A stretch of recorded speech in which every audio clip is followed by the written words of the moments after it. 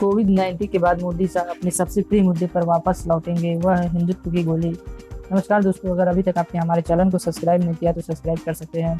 अर्थव्यवस्था से लेकर स्वास्थ्य और कल्याणकारी योजना जब तक कुछ विफल हो जाए, तब कट्टर हिंदू चेहरे की तुलना में भाजपा के लिए बचने के लिए एक बड़ा मुद्दा क्या होगा। कोरोना संकट में कम होने और सामान्य परिस्थिति में लौटने पर उम्मीद है कि नरेंद्र मोदी अमित शाह की अगुवाई वाली भारतीय जनता पार्टी अपने आक्रामक हिंदुत्व एजेंडे के साथ राजनीति लॉकडाउन से बाहर आएगी। यह भाजपा के लिए सुविधाजनक और काफी लंबे समय से उनके लिए काम करता आ रहा है। यह सरकार की विफलताओं से लोगों का ध्यान भटकाने और सभी को अपनी तरफ आकर्षित करेगा।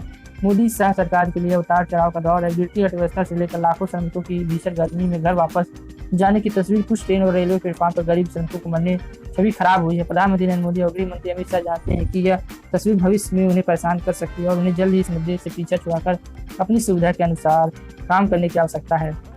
बीजेपी के लिए अपने कट्टर हिंदू के चेहरे से बड़ा क्या है? यह मुख्य रूप से 1990 के दशक की शुरुआत की राष्ट्रीय राजनीति की भाजपा की तेजी से वृद्धि का मुख्य कारण है।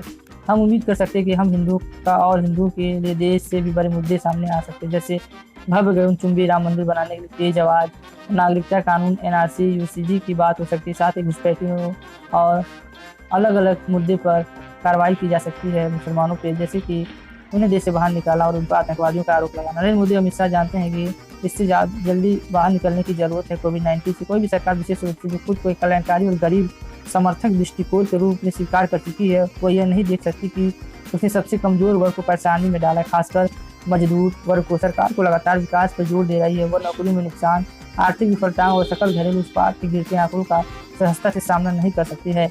राजनेता के रूप में अपने इन कंट्रोल छवि के लिए प्रसिद्ध मोदी और शाह अब इस अभूतपूर्व संकट से और चुनौती से अर्थव्यवस्था को लेकर किसी तक के सामने लड़खड़ाते दिख रहे हैं। यह और भी भयानक है क्योंकि जब नरेंद्र मोदी 2019 के एक बड़े जनादेश के साथ सत्ता में आए हैं, वह पूरी तरीके से आश्वस्त लग रहे हैं। उनकी सरकार ने जम्मू कश्मीर में अनुच्छेद 370 को खत्म करने से लेकर ट्रिपल तलाक और राजनीति और नागरिकों के नियमों पर कानून बनाने तक के सख्त नीतिगत फैसले की भरपाई करने में कामयाबी हासिल की है। सभी राजनीति और सामाजिक रूप से विवादास्पद मुद्दों को मोदी शाह ने अपने तरीके से संभाला है।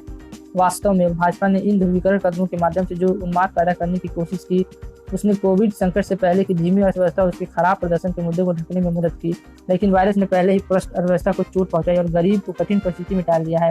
राज्य सरकारें विरोध कर रही हैं कि रेलवे और एयरलाइंस को फिर से खोले, जैसे बड़े फैसले बड़े पैमाने पर भ्रम पैदा हो रहा है। मोदी शाह की जोड़ी अपने PR गेम के बारे में जानती है।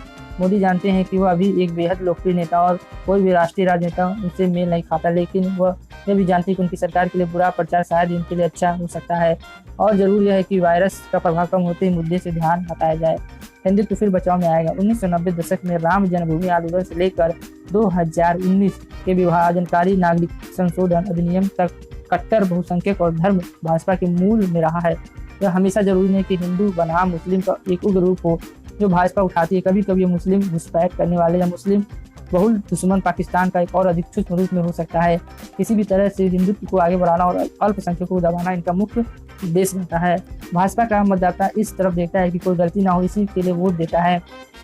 वो चाहता है कि ये उनका मुख्य एजेंडा बना रहे। किसी भी असहज मुद्दे से ध्यान हटकाने और भटकाने के लिए भाजपा को मुख्य एजेंडे को याद दिलाने की जरूरत है। नरेंद्र मोदी और अमित शाह के द्वारा इस मोडस ऑपरेंडी का अनुसरण करने की संभावना है। इसमें अयोध्या के मुद्दे को उठाना, बाहरी को एनआरसी के अंतर्गत पहचान कराना, सभी धर्म में व्यक्तिगत कानून को हटाना शामिल है।